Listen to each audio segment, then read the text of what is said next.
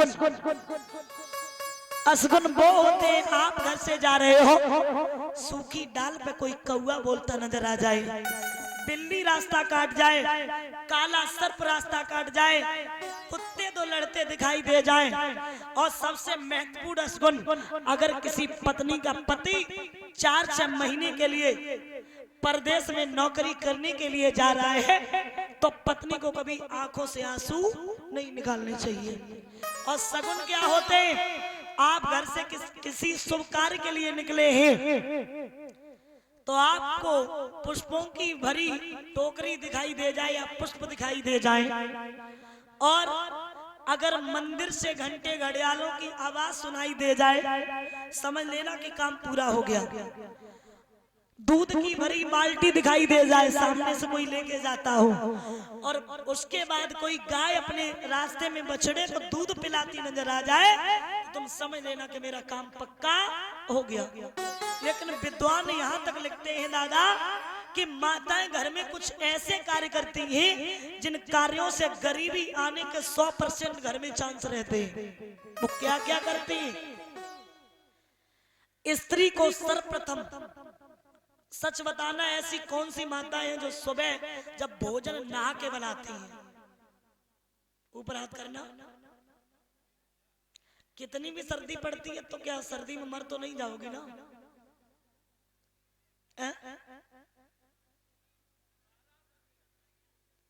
सुबह चाहे बेशक आप गर्म पानी करके नहाएं, मैं मानती हूँ घर में बच्चे हैं, सब कोई है, लेकिन फिर भी कथा का तो यही नियम है कि सुबह घर में भोजन नहा के ही बनाना चाहिए। और जब भोजन बनाती है तो ऐसी कितनी माताएं हैं? अच्छा ये बताइए, पहली रोटी किसकी होती है और लास्ट वाली कुत्ते की? कितनी माताएं देती है? लेकिन ठीक है, मैं आज आपको बता के जा रही हूँ, पहली रोटी गाय की और लास्ट वाली कुत्ते की अवश्य देना, ये बहुत ज्यादा पुनीतम होती है। और ध्यान देना, स्त्री को कभी भी खड़े होकर के बाल नहीं निकालने चाहिए, कभी भी।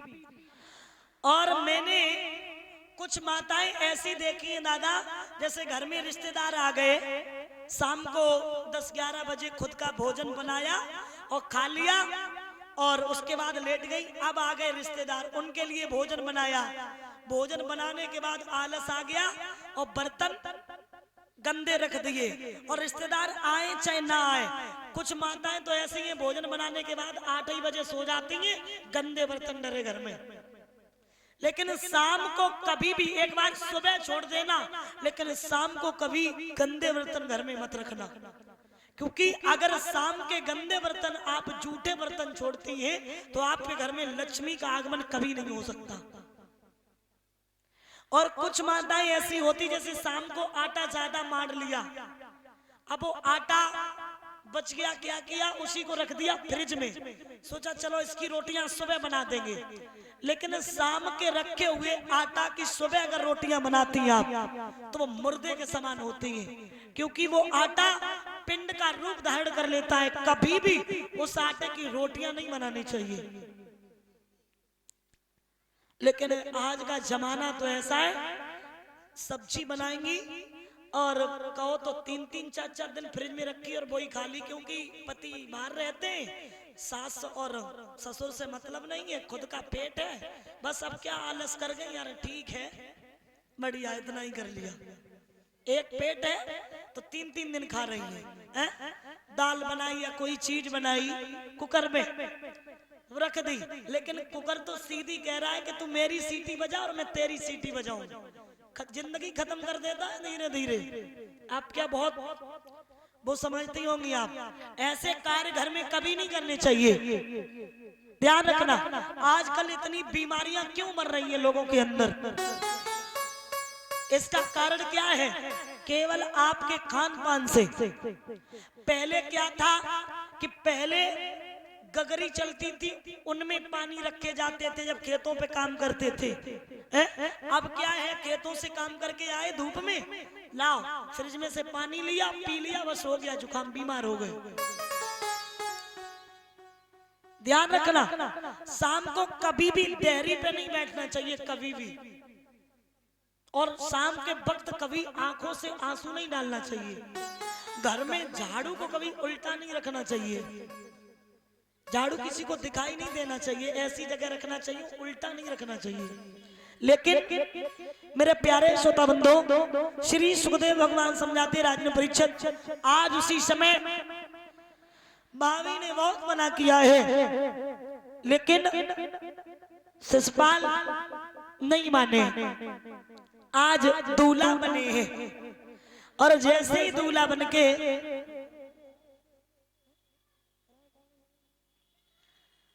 शिषपाल दूल्हा बनके तैयार हुए, एकदम भाभी से पूछने लगे, भाभी कोई कमी तो नहीं रही? भाभी बोली, सेहरा भी है, कंकन भी है, माला भी है। हाँ बेटा रुको रुको, अभी काजर नहीं लगा। काजर लगा दो ना। हाँ सही कहा, तो काजर ऐसे काजर लगा दी। फिर क्या चाहिए? नेक चाहिए। ठीक है, हम शादी करके आएंगे, उसके बाद देंगे। तब वही काजल लगवाए लियो। आज उसी समय भाभी ने काजल लगाया है, तब तक शिषपाल की एक बुआ आ गई जो बिल्कुल वृद्ध थी, मुंह में दांत ना है, पेट में हाथ ना है।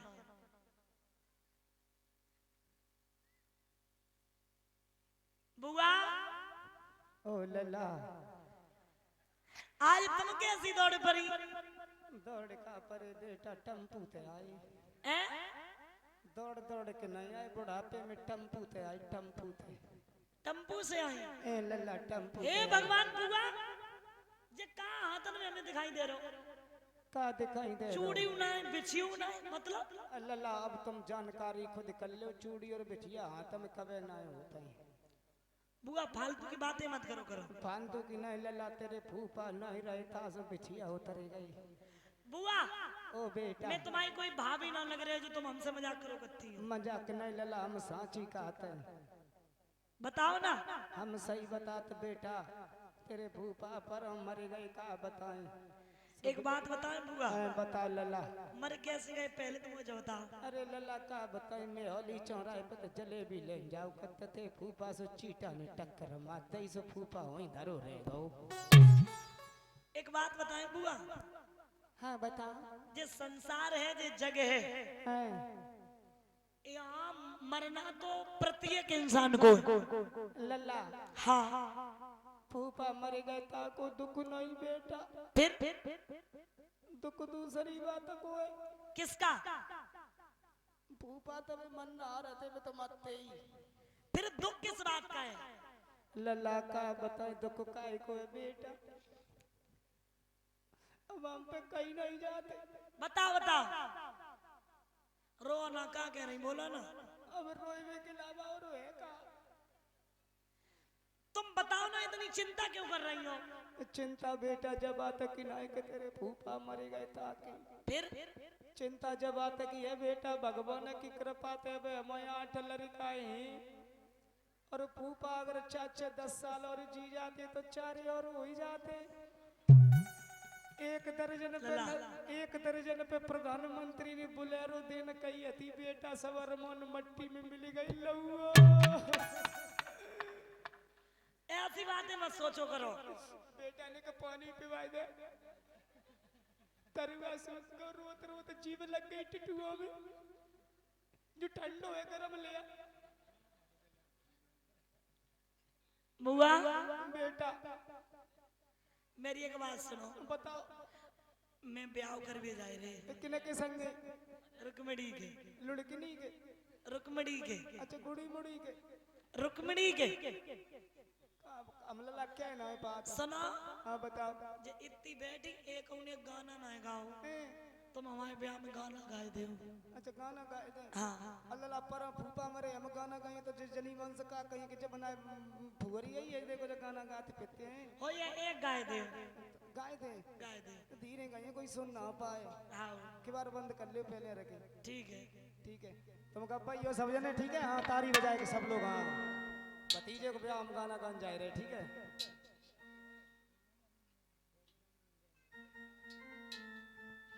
अरे रघुनंदन भूखे भड़भड़ाए,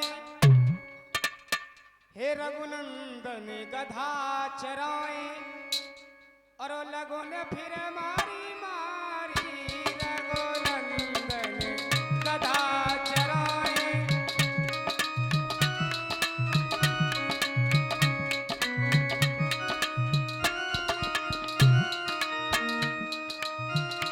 रघुनंदन गदा चराए, लगन फिर मारी मारी।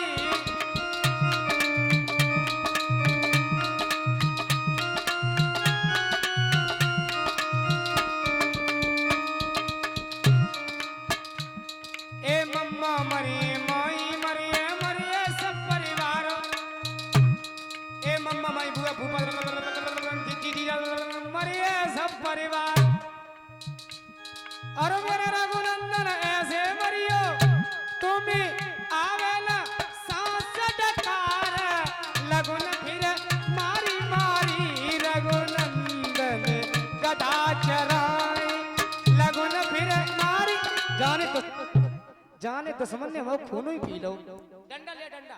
क्या कह रहा है? अरे जाते मन से कही थी कि तू घरे रहिए अज्जू तो समझ जग देता तो इतनी खेच खेच जाते मन से कही थी कि तू घरे रहिए, जब छिड़िया बनी सो दो के दूध और चाय बना लिए, और ये छोटे छोटे तेरे भैया हैं तेने चाय बनाए के। तो फिर ये क्या कह रहा है?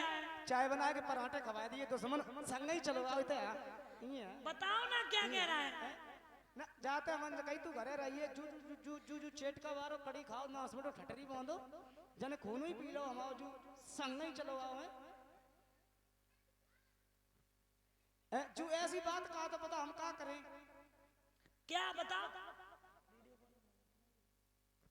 जो अब हम कहा बता दे, जो कहा तो जन तो समझ कर तू चलो आओ। अरे बताओ ना। जो कहा तो बता, हम तुम्हें कहा बता दे, जो कहा तो जो ऐसी बात ही कहा तो बताए, हमें शर्म लगाते हमें। अरे ना बताओ। अच्छा कहा तो दूध पिवा दे, बताओ खाल रहेगा इस सूख के वजह से बुढ़ापे में छटरी बांधे ना दूध पिवा दे दूध। तुम लेके का आती हो इन्हें? अरे हम घरे करे आए तो हमें तू घरे रहिए, जो जाऊ लिवा लिया जू और बैठो जूते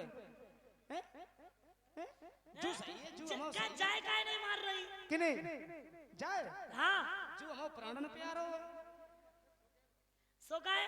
अरे जू तो बड़े खन भाव कैसे? जाके पीछे हमने 51 झंडा चढ़ाए, गड़ा बांधे, डॉक्टरी करवाई, भगतई करवाई हैं, और काना हमने मतलब जब गड़न ने काम ना करो तो हमने बांध के बट के रस्सा बांधे और 51 झंडा ब्रह्मदेव बाबा के चढ़ाए, तब जो झंडा जैसे तो भाव ताई समझा झंडा जैसे कपड़ा पहना रहा था लाल पीले। जो बहुत प्यारो, लेकिन पेप्सी जू मांगा तो ऐसे ठंड में। उसी समय आज जब भाभी ने दूल्हा बनाया है और जाने लगे हैं, जब जाने लगे हैं इधर रुक्मिणी प्रार्थना कर रही है, कन्हैया मैंने बचपन से आपकी भक्ति की, आपकी पूजा की, क्या आप मुझे लेने नहीं आओगे? श्याम आप मुझे लेने नहीं आओगे? हमारी बार अगर निकले मदन मोहन सनम झूठे, तो सरदारी के सारे नाम कर देंगे हम झूठे। पतित से पतित पावन का मिला क्या खूब जोड़ा है, न तुम सच्चों में कम सच्चे, न हम झूठों में कम झूठे। सुना है हमने वेदों में कि तुम अधमी के प्रेमी हो, बता दो ये वेद झूठे हैं कि तुम झूठे के हम झूठे। और अगर कर दो बिंदु पर करोड़ा नजर थोड़ी, तो झगड़ा ही मिट जाए, न हम झूठे न तुम झूठे। श्याम अगर तुम मुझे लेने नहीं आए तो मैं मर जाऊंगी। रुक्मिणी विनती करती रही, रोते रोते सो गई। भगवान ने सपना दिया, रे पगली तुझे लेने में आऊंगा, रोना नहीं। तो भगवान ने जब सपना दिया, कहा कि तू मेरे लिए पत्र भेज देना।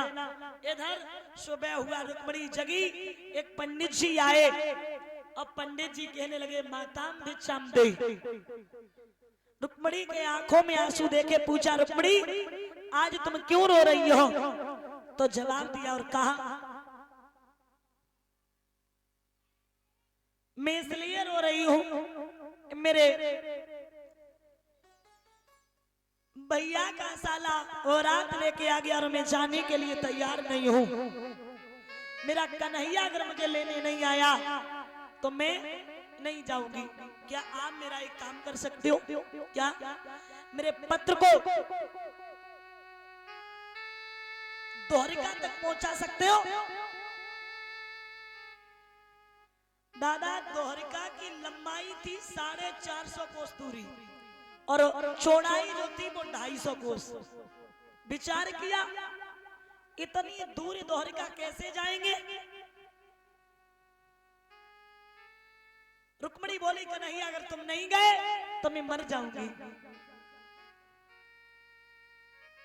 उसी समय पंडित जी ने विचार किया, कह दिया कोई बात नहीं, जैसे जाएंगे वैसे चले जाएंगे, आप ऐसा करो पत्र लिखो।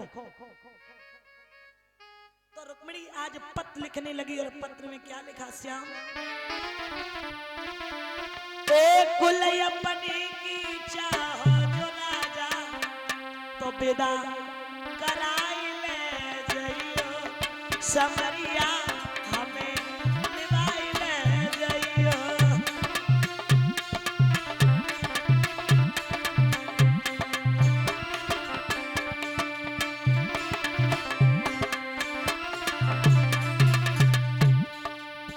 अरे कुल अपने की चाहो जो राजा विदा कराई ले जइयो कन्हैया हमें निभाई ले जइयो।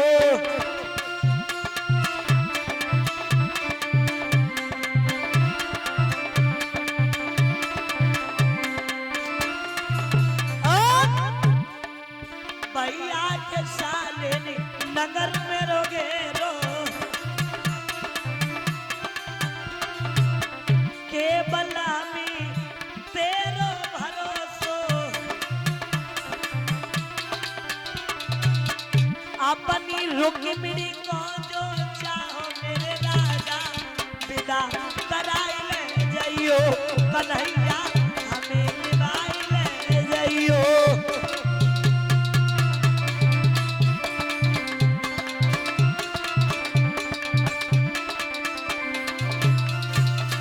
याद रखना, उसी समय पत्र को दे दिया। पंडित जी पत्र को लेके जाने लगे। क्या करें, बुढ़ापा है ऊपर, नहीं चला जा रहा है। भगवान के गीत गुनगुनाते हुए जाने लगे। कन्हैया, ये द्वारिकाधीश